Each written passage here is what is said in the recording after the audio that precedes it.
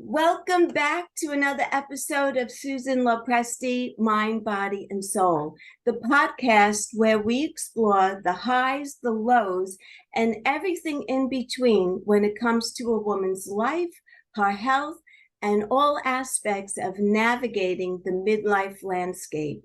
I'm your host, Susan Lopresti, and today I am super excited about my very special guest. Not only is she a very special guest, but I also consider her to be a very special friend, my dear friend, Angelina Barbieri. And all her friends know her as Angie. I met Angie about 15 years ago. I believe that it was probably in like 2007 or 2008, somewhere around that time.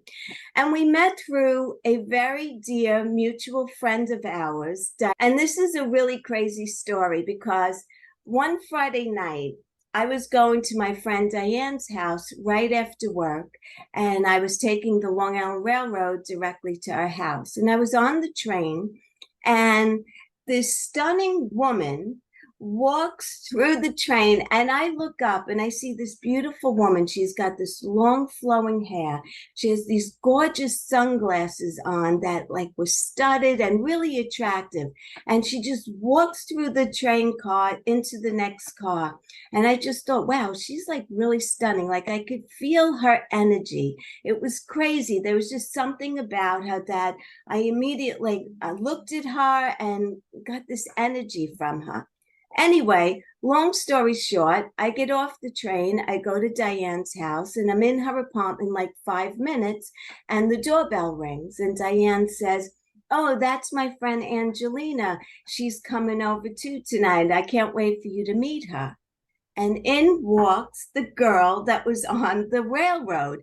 And it was like no more than 5 minutes after I was in Diane's house that she walked in. And it was just crazy. So Diane introduced me and we started chatting. And I said to Angelina, "I just saw you on the railroad. Were you on the railroad?" And you were like, "Yes, I was." And we just developed like this connection and this mutual friendship. And, part of it is like Diane and I are both, in a lot of ways, we're still very young at heart. And Angelina is a little bit of an old soul. So I think the combination between the two of us or the three of us really worked together because I'm sure that Diane and I are older than even your mom, right? And like, but there was that definite connection, and it's been like that ever since. Anyway, like I said, even though she's much younger than us, and we just seem to connect. And although Angie is now in California and our lives are completely different, we still are connected and we still have the same love that we always did, even though we're on two different entirely, points in our life. I mean, Angelina's raising children and my daughter's 30 now. So, but there's that connection.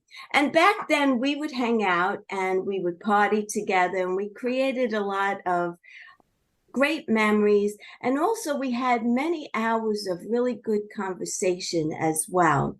And one particular time that really stands out for me was, and I don't know, Ange, if you remember this, but we were going to see a psychic medium. We were invited to this party at a friend's house of mine.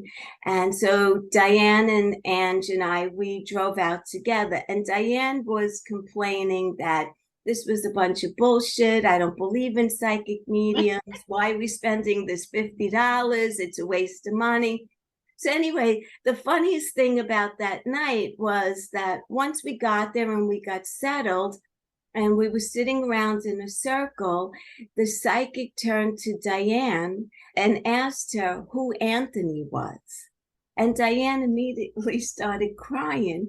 And I turned to her and I said, "So much for bullshit, right?" But she started crying because Anthony is actually her dad, who had passed away. And she was just blown away by that.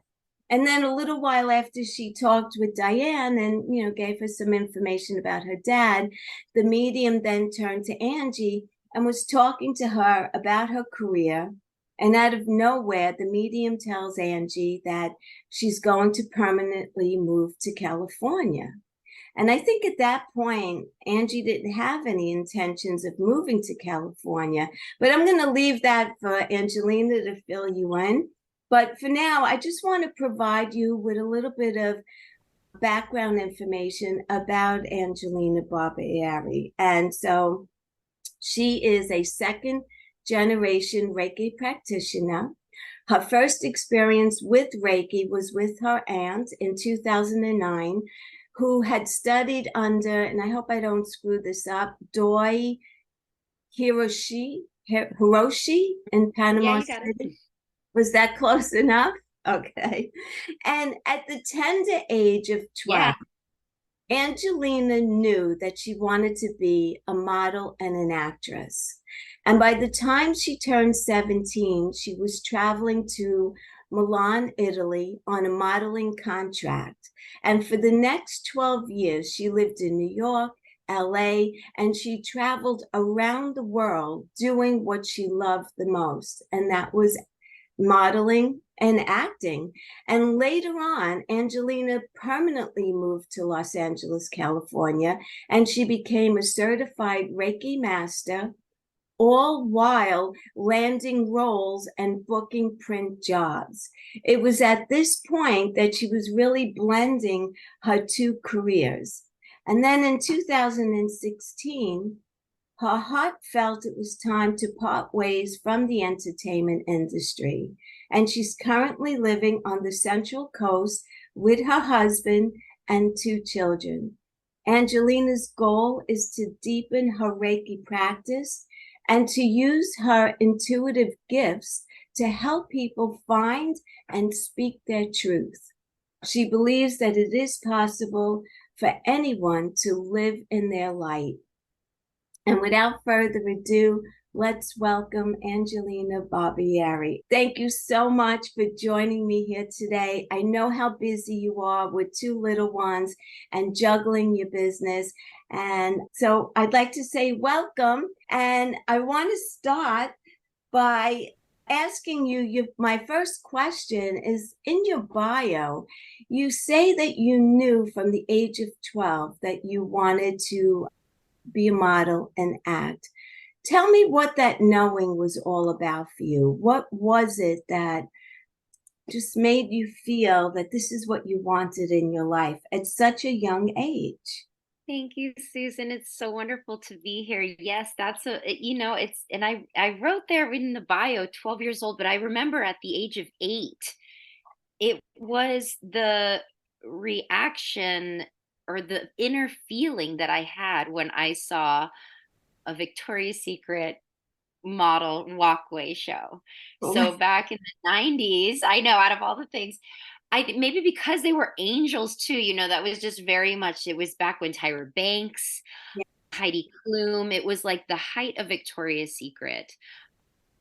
Really just, it was probably like one of the most luscious, fashion shows that was on, cable television, right? And I just saw it and I was like, I want to be that. I feel that seeing that externally, I thought, wow, like if they look that gorgeous and they have these big wings and that, they must feel like that too. I mean, look at them, they're smiling. So yeah, I really connected with that. And by the age of, 8, by the time I was 12, I was like fully sold.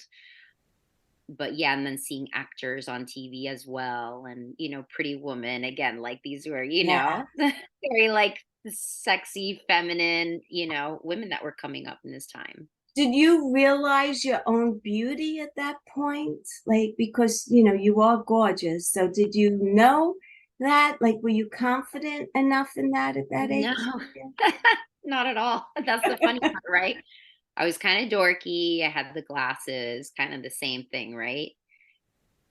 Later on in my career, even and it was, yeah, I did not hold that. Later on in my career, I remember an agent saying, you're like an ugly duckling, and one day you will become a swan, So it really, yeah.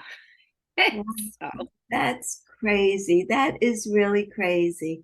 Do you believe that at that time, was your career in alignment with who you were at that time? well, when I got to Italy when I was 17 years old, not at all. I did not know who I was. I really was trying to reach for anything outside of me to make me feel and be that image that I had seen in these magazines, that I had seen on that TV, on those runways. It's easier said than done, right? Yes, I didn't understand the happiness as an inside job at that point, right? right, right. I get you. Yeah. What did you find unsettling about that time in your life? Like, what were the highs and what were the lows of a young single woman living on her own, not knowing many people, and working on building this career that you had, which I'm sure was also highly competitive and cutthroat and a lot of drama that went along with it? Was that challenging for you at such a young age? It was. I feel like the highs of it was, you know, that I knew that if I worked hard and if I had a lot of grit, I would make it. I just had that inner confidence under it all. I think I got that a lot from my mom, because my Oh, mom really showed me that you can, you know, rebuild yourself over and over again, as I saw her do, changing a career path and working really hard, even though, she had me and she was a single mom for the most part. And so that was like, I think I had that as like a really strong foundation. and that's But great. yeah, it really helped me. Mom, yes, Yeah, women influences are everything, especially when you're starting out on your own, yeah, It was extremely difficult with the competition, especially because I wasn't, you know, per se the tall 5'11", I was more 5'7", which is like, now models are all different shapes and sizes, but back then it was like you needed to be really tall, super thin. And there were a few models that Kate Moss, I believe, that was 5'7", and I was like harping on a dream with that. I was like, I'm like Kate Moss. I'm 5'7". And I remember going into the agency with really, really long pants on and super high heels. So I would pass for 5'8". yeah, And when they told me to take off my shoes, I because they wanted to like measure me, and I was so nervous, but the grit is that I stood on my tippy toes because I had these really long pants. yeah, I don't know who I was trying to fool, but it was like that illusion, right? It kind of goes to show how that industry is. It's a lot of smokes and mirrors, right? yes, So I was in between those two worlds, like really trying to fit into something that necessarily, I don't want to say wasn't where I fit in, but it's like I kind of morphed into it with time, you know? yeah, yeah. That's incredible. So I give you a lot of credit because it does take a lot of grit. And even if you don't have full self-confidence, you still have to portray yourself as being confident, even if you have these insecurities inside of you, which clearly some of your insecurity was that you weren't tall enough, and that's what they were looking for. But you persevered. You didn't let that stop you, which I think is incredible because those are the things where you start talking in your head and saying all the negative stuff. Who would want me? I'm not good enough. I'm not tall enough. This one's more beautiful. So you have to really like give yourself so much credit at such a young age because let's face it, 17-year-olds, they don't have that kind of confidence in themselves. They really don't. And I think probably social media must make it worse than it was Yeah, when you were 17, because we didn't right. have that. Yeah, I didn't have that. There was nothing to compare, despair Right. like, immediately on your cell phone. I was very lucky for that. The photography was all still for the most part print. They were just getting into digital, and it was like, whoa, and even that in itself, right? You would get like an immediate photo. It's not like you had to wait. So and Photoshop was just starting out as well. So again, like the manipulating of the photos and all that was like interesting because there was a lot more of that done, which Yeah. probably helped a little bit to like push me in the direction, which is like horrible to say, but also just how it was at that time. Yeah. And now we're going into AI stuff, like all this. It's Yes. just it's just nuts. Like just in almost 20 years, how it's just I can't.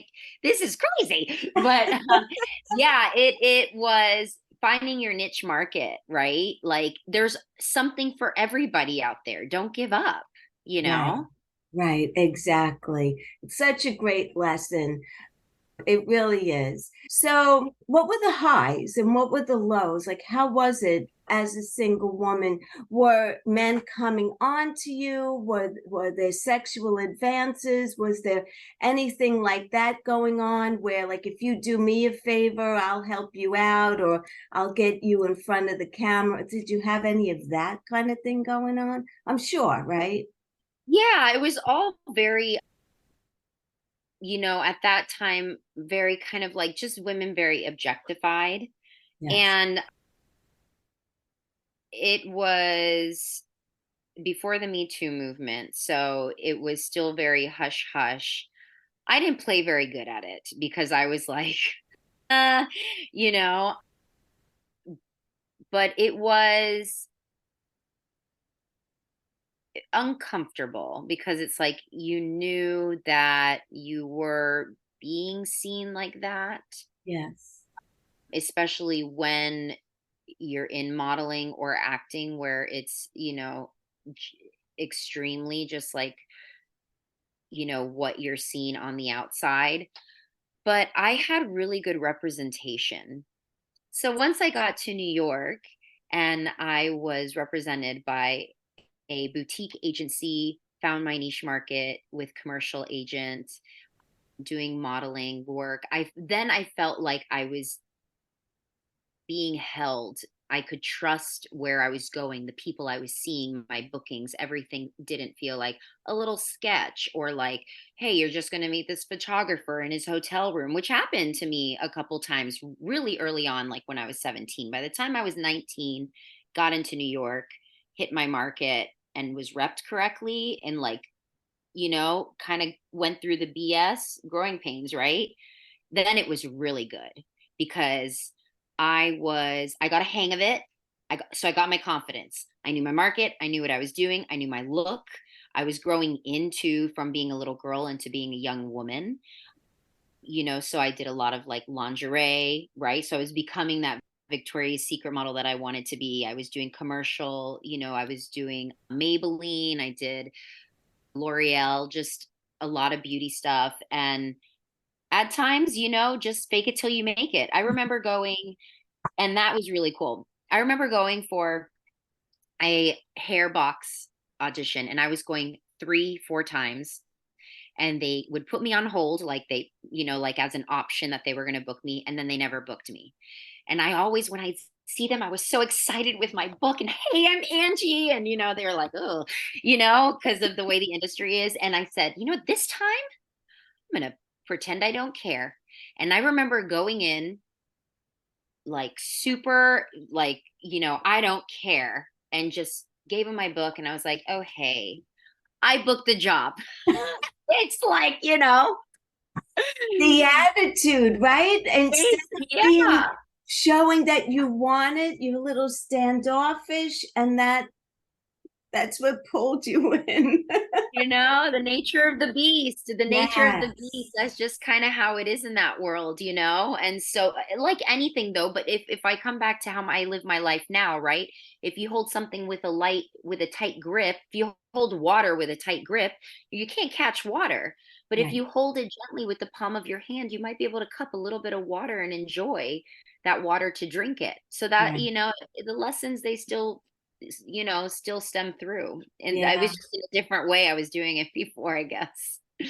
I know, but listen, you started out young and you started to probably see the way the industry works and you caught on, and the attitude of not showing that you're desperate for the job is what makes you even more attractive to for them to want you, right? Because you're, nonchalant about it. You don't look like you need it. You're desperate for it. You're starving. It's your next meal is coming from this job. So it changes your whole persona of who you are. And I think as you started getting older, you develop that confidence where in the beginning, you weren't as confident and you Right. were you were looking to break into the industry. When we met, we were all partying and we were having a great time. We'd get together on a Friday night, we'd order food, we'd be drinking, we'd be laughing, hanging out. And then one particular Friday night, I think it was, that you came over and you announced that you were getting sober. So whatever you feel comfortable, but can you speak about that process? What brought you to the decision to abstain from alcohol? And also, I do remember Diane and I talking to you on occasion about Al Anon and about AA, but just general stuff. And I think it had more to do with what my experience with alcoholism was all about, which was my spouse. And Diane had relationships where she was in an alcoholic relationship. So we had a lot of experience with that. But what was it that was like the main contributing factor, maybe, let's say, that said, you know what, I'm going to get sober? Because I didn't see you as someone who had a problem with drinking. I saw you as someone who had fun on a Friday or a Saturday night, letting loose a little bit and having fun. So, what was that all about for you? Thank you so much. This is such a lovely question, Susan, because I don't really talk about it too much because, in sobriety, we really honor anonymity. So Yes. it's kind of nice to be able to tell a little bit of my story. So part of gaining that confidence, right? The mystical drink confidence, it was a way to fill me in. I knew that why was I drinking? That's always the question. Was I, drinking to just have a good time, or was I clenching onto it to give me something? I think if we can really check to see where our motives are when we do something, it can give us an indication of like, is this a healthy choice that I'm making? Is this like just for fun? Or is there like some kind of like crutch here? Is there something going on here that isn't healthy? So I was doing that a lot to cope, right? To cope with like the difficulties of being in the business I was in, of being in alcoholic relationships with other, which is what Al Anon is for, right? Right. Friends and families of alcoholics growing up around it, and just trying to really control people, places, things, which is why I feel there was a part of me why I liked the modeling, because it's like if I could look a specific way, if I could act a specific way, then I was going to be seen as beautiful, as fit, as this or whatever, when really I had a lot of internal pain. I had a Right. lot of internal pain. And I didn't stop drinking until I got to California when I was 25 years old. So that part of my journey that led me to California. By 25, I moved to California. I got into Al Anon first. And because I was just so rampant on saving other people, and I was just emotionally hitting this emotional bottom.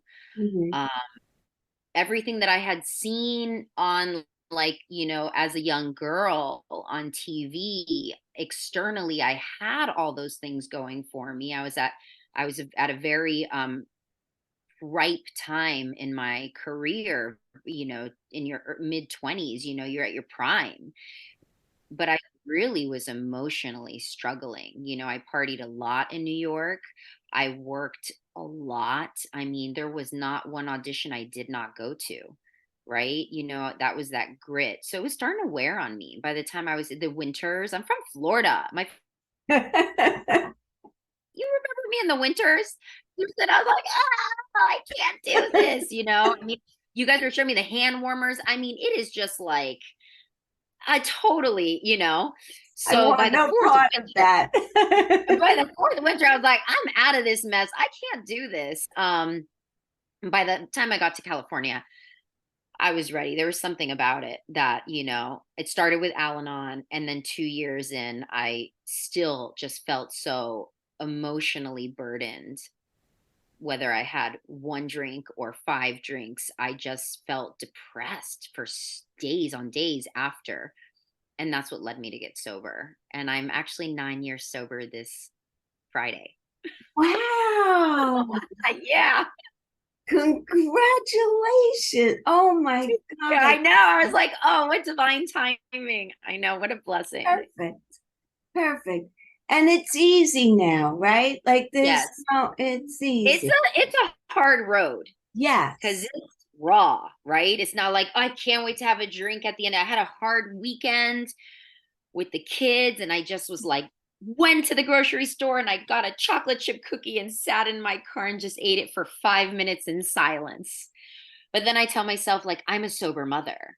Like, I'm not, every day when I wake up, again, like, and there's like healthy, if it's just one drink, whatever, a couple drinks, but emotionally and mentally, I can be there for my kids. So, Does your husband drink at all? Is he a social yeah, drinker? yeah, he's a social So, drinker. He's a normie, as we would say. right. And it's Take it totally or leave it. fine if you go Yeah. out to dinner and he orders a glass of wine, you're cool with that. And Yeah. Yeah. I love it. And I so love it. much easier. I know it does get so much easier. It I does love get so much easier. It's when you get, it's just that, like, that inner knowing that I knew of what I wanted to do when I grow up. it. Right. The same with that inner knowing that even if I am alcoholic or not, in my journey on this earth, I need to be sober. Like, and that's why they say in program, just all you need is a desire to stop drinking. I'm like, okay, well, I have that. So I'll just go off that. And I Right. have, you So what know, has improved in your life since then? Like, every, what has improved by taking alcohol out of the equation? I guess uh, waking up in the morning feeling good. yeah. So a lot of, right. Yeah, right. I don't feel like shit. That's one. That's part of where my self-esteem comes in, right? Because it's a disease of the mind, Yeah. right? It's an allergy to the body, but primarily it's because the one drink, just something in the brain, it just doesn't metabolize well. Right. So I have a lot more peace of mind, you know. I really believe I am the person that I align with the person that I say I am and that I walk every day to be. Yes. I love You know? that. Yeah, that's what it's given me the most, and just like these really beautiful principles for, a way of living. Yeah. Yeah. It would be like a health coach coaching women to eat this pristine diet. And then I go Like, and eat a gallon of ice cream after I yeah. Yeah. Yeah, you're not authentic. It wouldn't make Yeah. you authentic.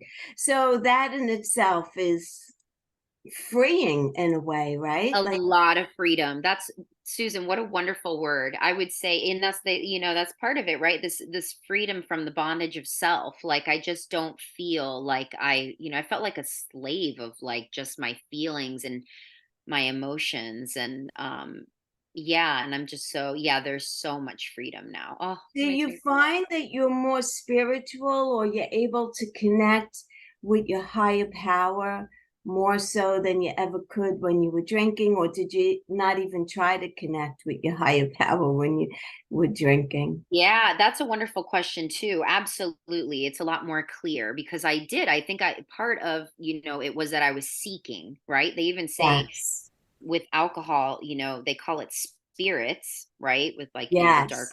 liquors, because people, it's like connecting with spirit. Right.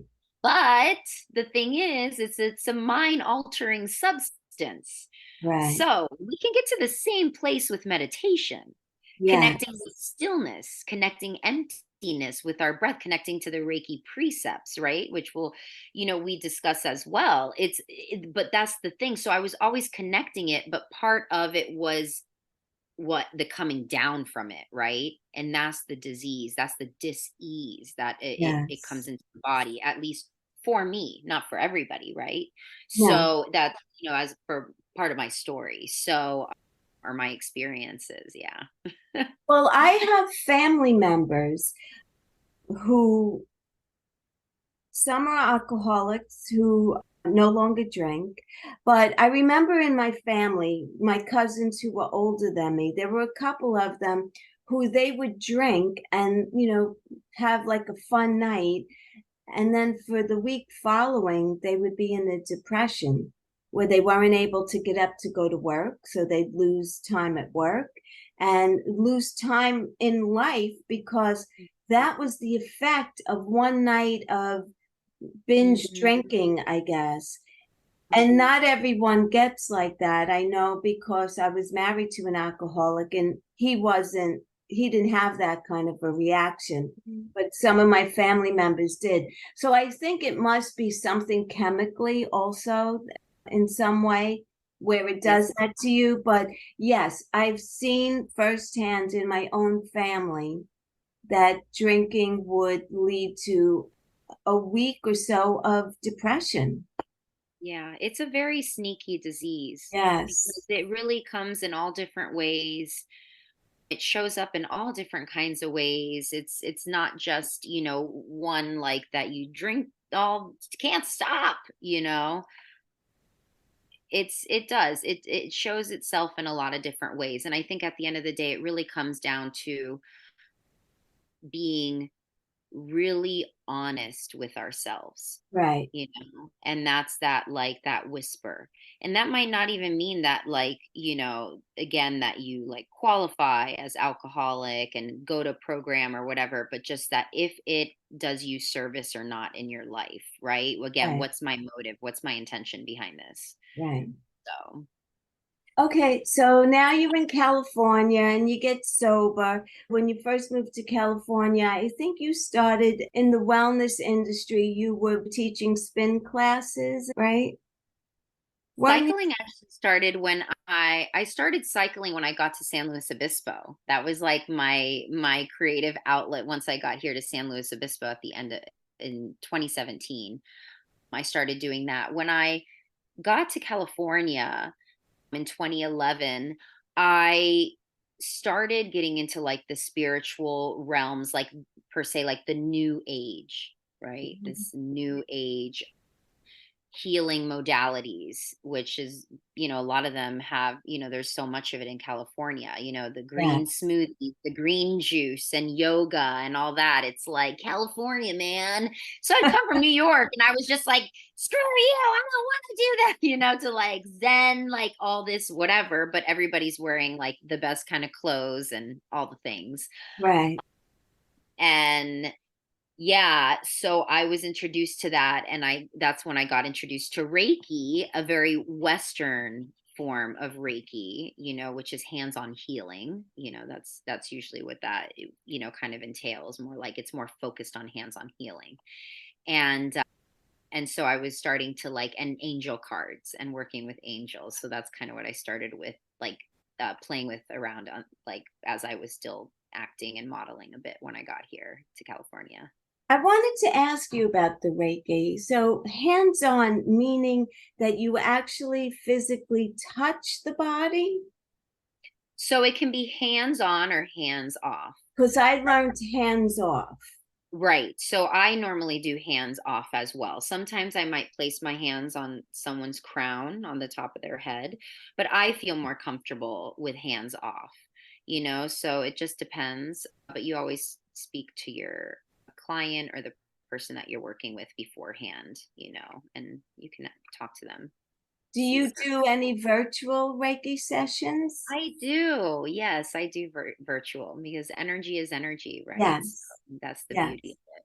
You know, when I first got certified myself in Reiki, I got certified online and I was apprehensive. It was during COVID and I was apprehensive because I wasn't quite sure if I was going to really be able to connect with the energy virtually. I was like, I don't know, is this going? But it's a miraculous thing because when they did the attunement on me, I totally felt it. I was laying on my living room floor. I started crying. I was very, very emotional. And then when I started practicing Reiki and doing it virtually in the beginning, I was a little like unsure and like, are they going to feel my energy? But it's incredible because it works virtually just as well as it does in person. And, a lot of people that I've done it on, well, aren't you supposed to touch me? And I'm like, no, I don't. Even if I'm in person with you, I don't lay my hands on you. Mm-hmm. Basically, you just hold your hands and the energy knows where it's needed to go. Absolutely. Energy will flow where it needs to go. Ray is universal life force energy, or Ray is spiritual spirit, and then Ki is life force energy. So it's spiritual energy Right. primarily. And it's everywhere. It's in us, it's in every person. So yeah, it is beautiful that when that can radiate and the person feels that bright light within them that they have, that it's already there, you Yeah. know. Yeah, Yeah. it's incredible. I had gone to see a psychic medium. I don't remember. Oh, I know. It was like 2013. And when I sat down at the table, she said, "Could I see your hands?" And I like put my hands out, and she said to me, "You're a healer. I feel your energy is very, very strong, and you're a healer." And I'm like, no, I don't know anything about that. And she said to me, she said, you know what your issue is? You gravitate towards people who need healing, but they don't know that they need it and they don't want it. She says, you need to find Mm. people who need healing and want it. So basically, she was talking about at that time, I think I was still with my ex husband. She was talking about my ex husband because, yes, I was always trying to make him better, but Mhm. he didn't want to be better. So I was directing my energy in the wrong direction at that point. And I was like that with a lot of people, that I felt like they needed me to help them to improve where they weren't looking for my help. So once I started to realize, yeah, I need to redirect my focus and stop trying to help people who are not looking for my help and gravitate to people who do need it. And so, the whole thing is really, it's very interesting with Reiki, and it's really changed my life a lot as far as I could pick up on people's energy right away now. Yeah, it really is beautiful. And I think one of the beautiful things too of Reiki is that the more that we connect with it ourselves and we use, the beautiful healing qualities of Reiki, then we emanate that. And it's just, for a long time, I believed that I had to protect my energy, that I had to shield it, and I do. That's changing for me right now because I'm realizing that when you emanate bright white light, which Yeah. is your true essence, your true being, which is Reiki, you don't need to protect yourself, right? Because it's just light. And when we are protecting and we're in fear and worry, then we're not in our bright light. So the more that we can get in touch with that, and we can do that through sitting in meditation, through sitting with the Reiki precepts. So the Reiki precepts are a really big way of leaving, and the foundation of, Reiki, that, the founder Usui Mikao, he that created Reiki Ryoho, this form of healing. It's always been around, right? From Right. forever. We've been putting our hands on the healing touch, right? Or when someone's hurt, you put your hands over them. So we've always had that, but there's this beautiful essence of it. It's like that we all have it.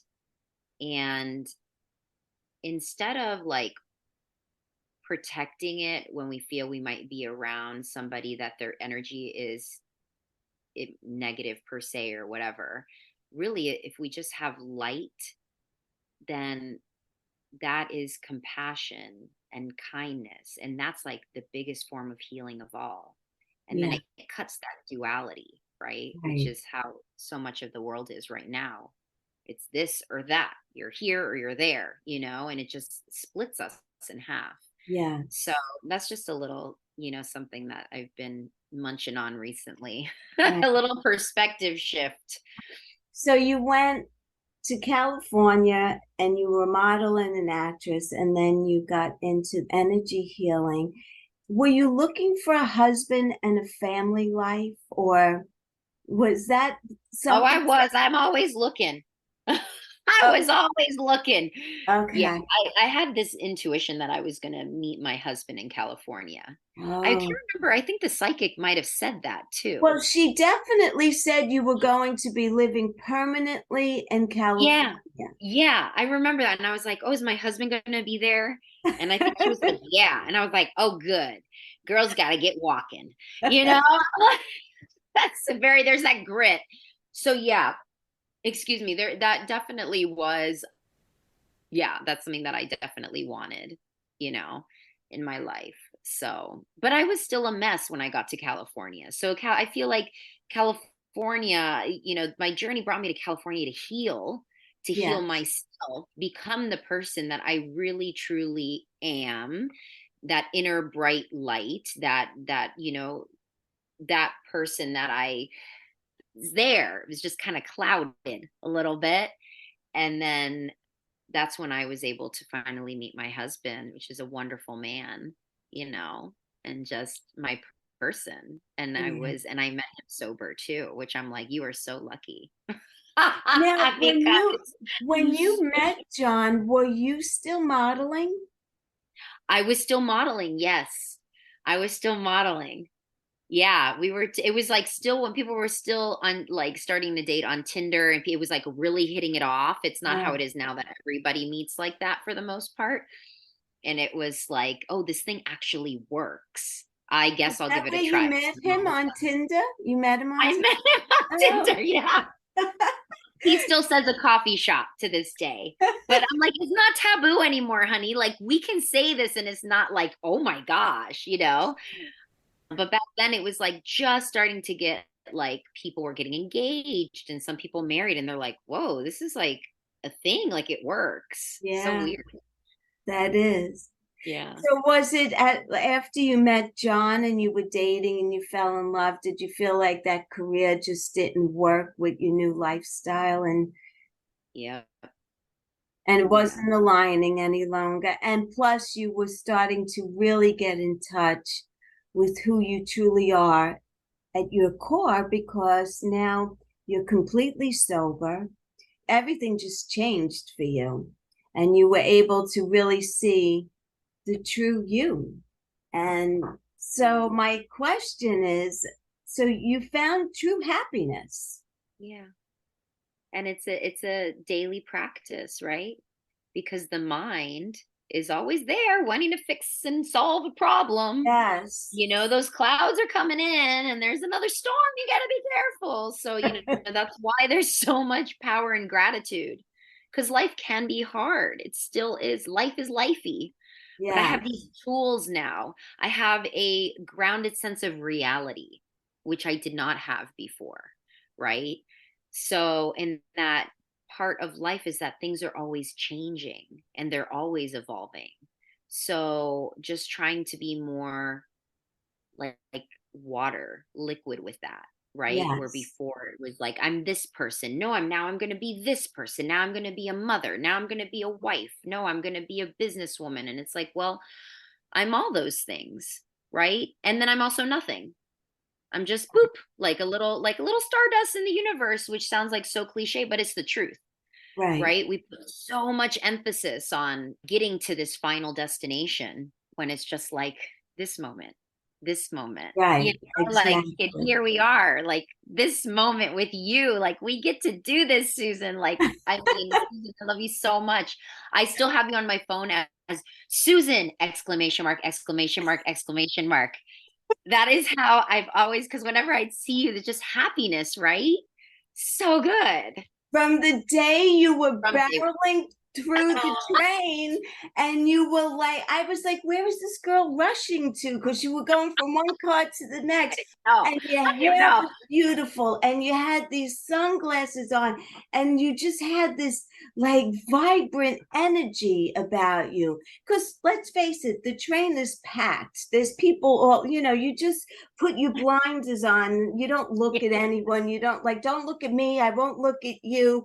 But you So open the true. door and I looked up and I was like, oh my God, like, I never saw you on the train. Usually you see the same people every day because, Yeah. we're all on the same Yeah, you do. schedule. Isn't that crazy? Yes, Yeah. I never saw you before in the train. And then you walk into Diane's apartment 5 minutes after I'm there. And I was like, I remember that now. I remember what glasses you're talking about. Those to me at that time, there was something about them that gave me so much power. they I don't know did. if it's the They worked. studs. I just something about them, you know. It's funny because and who knows where I was going. I was always like I had to be somewhere, but I really didn't, you You know. were going to Diane's I know house. I was going to Diane's, but with such a vigor. So you must have been walking like maybe to the back of the train a little bit more to get out Yeah. right by. Yeah, that's probably what it was. And I wasn't, and anyway, it was crazy that day. And that's the way we met. There's one other thing I wanted to talk to you about, and that was you mentioned to me when we did the first interview about that you battled with postpartum depression a little bit after you Yeah, first, really. The after my second first. one wasn't so bad. How was that? Like how did you manage through that? That was really difficult. That, again, I think there was attachments and expectations of labels, right? I left my career and I was like, I'm done with acting, with modeling. I'm a mother. I'm a wife, right? So that's what I did.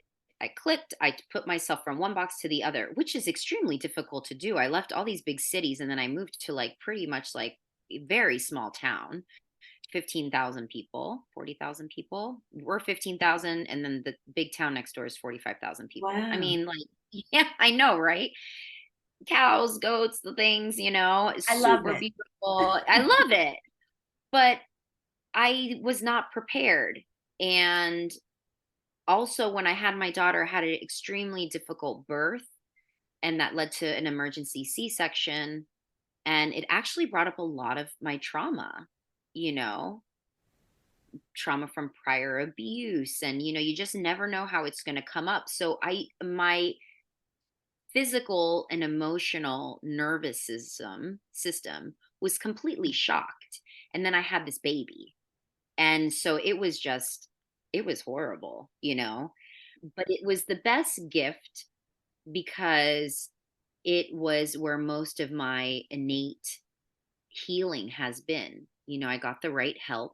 I use my resources. I'm all about external help, especially for postpartum. If you need medication, if you need a psychiatrist, psychologist, whatever it is, if you're in the right hands, you do what you need to do to take care of yourself. Because if something doesn't feel right, it's probably not right. Don't, a lot of times as women, we want to do it like, oh, knuckles down. And I know for your generation as well, it was very isolating postpartum for women. Now Yeah. there's a lot of resources. So, Yes. like we shouldn't be scared to use them.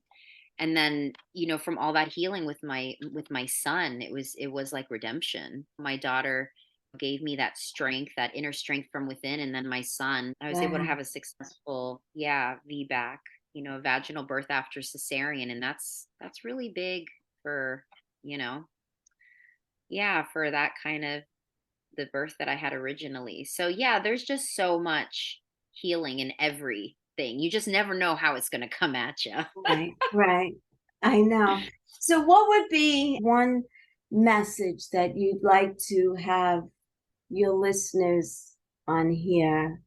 Like, what would be a message that you'd want to Yeah. The send out? I think the biggest message I would say is never doubt that there is a bright light inside of you, that it is emanating whether you know it or not, whether you are battling difficult times, whether you are going through depression, whether, whatever might be happening, it's there. It just might be a little clouded with things that get in the way, right? Fear, worry, anger, but that's part of the human condition. But we can get through those things, you know, Yeah, and that, just to trust that, and have self-love and compassion as well. That is huge. that's beautiful. Angie, where can people find you if they want to follow you on social media? Absolutely. Thank you. I'm on Instagram. You can find me at Angelina_Barbieri. And so that right now is primarily, and then my email is there as well to get a hold of me. And I'll be floating around. So, if anyone wanted to reach out to you to maybe schedule a virtual Reiki session with you, they could contact you through your Instagram account, right? Yes, yes. Okay. Angelina_Barbieri, Barbieri. And yeah, send me a message on there, and I would love to connect with you. I'm in the process of getting my website together. So Oh, should great. have that soon with angelinabarbieri.com. Yeah. So in the next Excellent. month. Yeah. So I got that domain. We're working on it. So, at Very, least I know that one's mine for now. very nice. Very nice. Yes. Angie, thank you so much for being here today. I appreciate you coming on. I appreciate you as a friend, as a mom. Your story is wonderful. It resonates so much with a lot of my own experience. So I think it's wonderful. Thank you so much. Susan, thank you so much. Love you. Love you.